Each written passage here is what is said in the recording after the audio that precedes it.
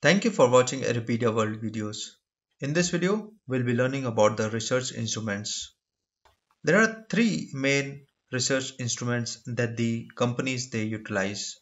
First is the degree to which you agree, like strongly agree, disagree. Then there are qualitative measures. Then they are depending upon the technology. Marketing researchers they have a choice of three main research instruments in collective primary data. So by these three research instruments, marketing guys they can collect the primary data. We are starting with the questionnaires. Questionnaires are the most common type of the research instrument that the marketeers they use. And questionnaire is fairly simple to understand and to answer as well.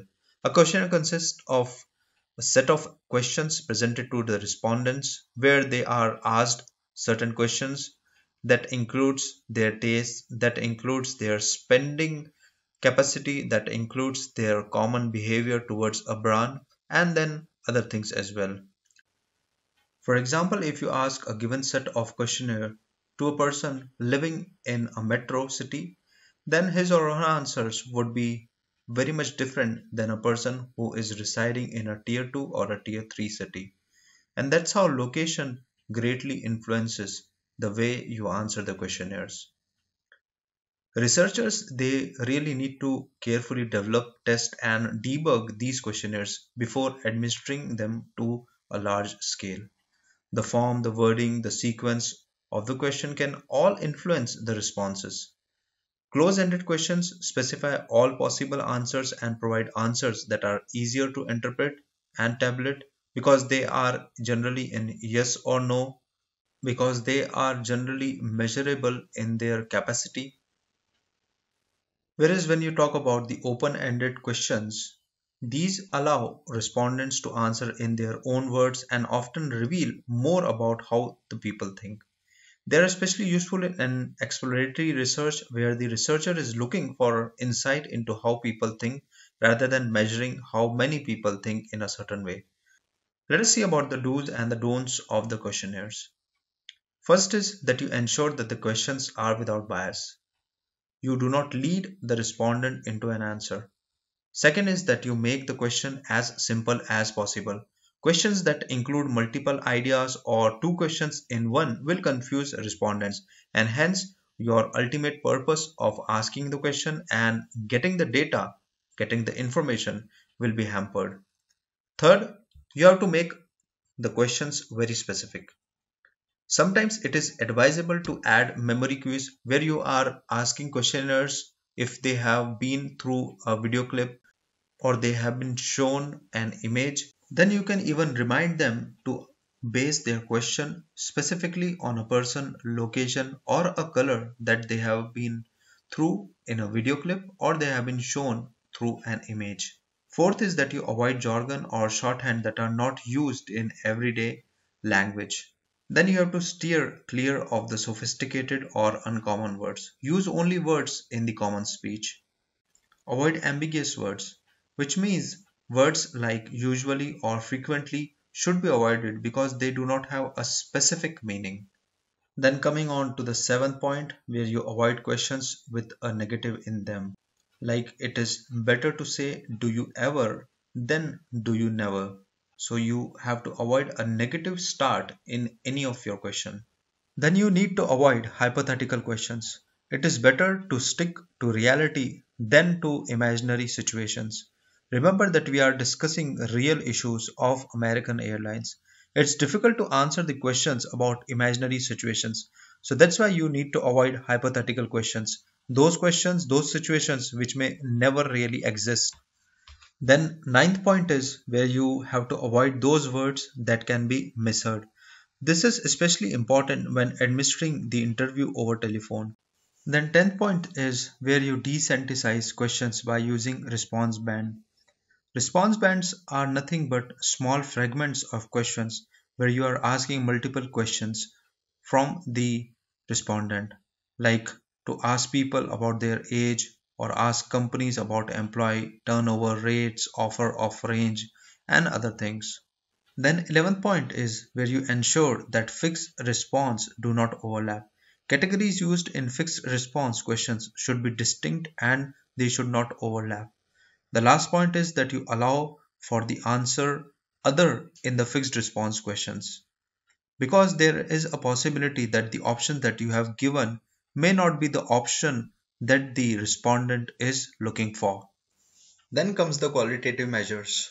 Some marketeers they prefer more qualitative methods for gauging consumers' opinion, because consumer actions don't always match their answers to survey questions.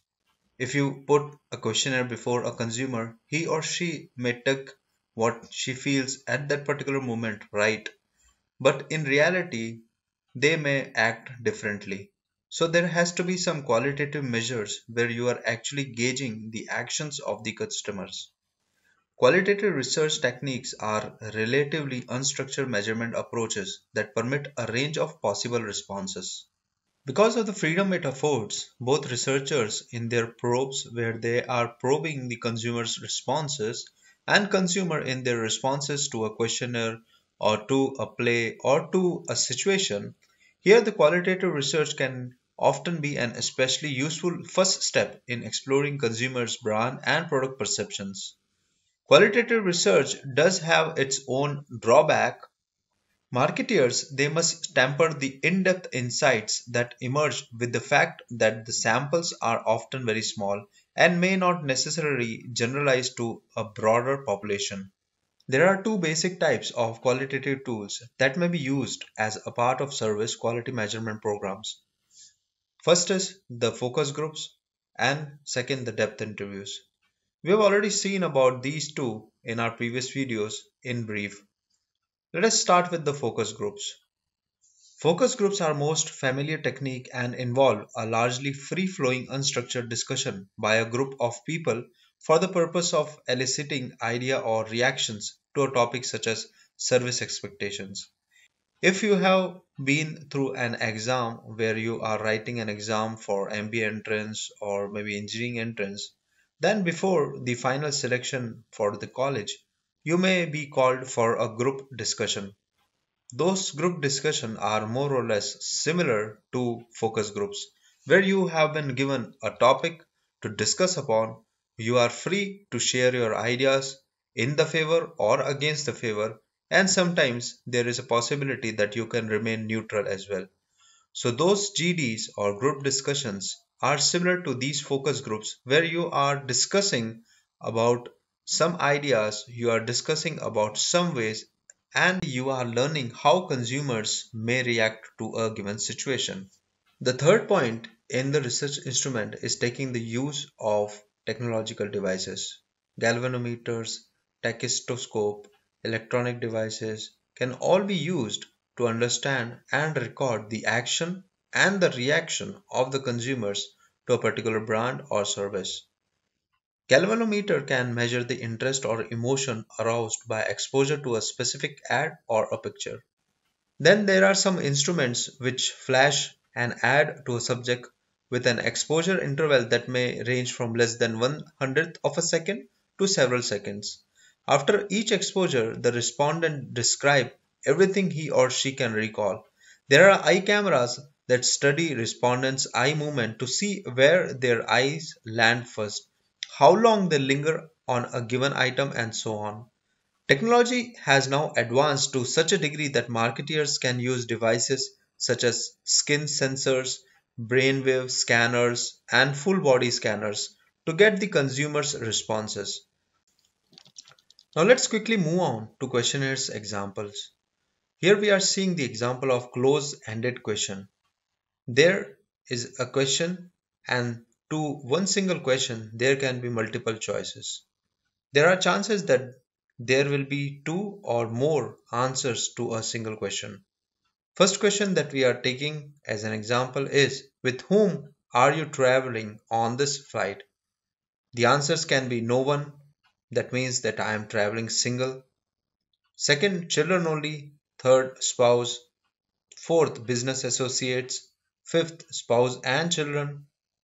And the last one can be an organized tour group. So this is an example of close-ended question. Then Second example of close-ended question is based on Likert scale, a statement with which the respondent shows the amount of agreement or their disagreement. Small airlines generally give better service than the large ones. The respondent's answer can be that he or she strongly disagrees, he or she disagrees, neither agree nor disagree, or agree or strongly agree. Their responses can be any one of these. Next, in the close-ended question is the importance scale, a scale that rates the importance of some attribute. For example, airline in-flight service to me is, it can be extremely important to me, it can be very important, it can be somewhat important, it can be not very important or not at all important. These type of questions can be differently answered by different respondents. Next are the open-ended questions. These are completely unstructured questions, a question that respondent can answer in an almost unlimited number of ways. For example, what is your opinion of American Airlines? There are almost unlimited number of ways to answer this question. Then there are story completion questions. These are also open-ended questions. An incomplete story is presented and the respondents are asked to complete it. For example, it may start with I flew American Airlines a few days ago. I noticed that the exterior and the interior of the plane had very bright colors. This aroused in me the following thoughts and feelings. Now you have to complete the story. There can be n number of ways to complete this story. And again, this is the example of open-ended question. Thanks for watching this video. I'll be meeting you in the next video.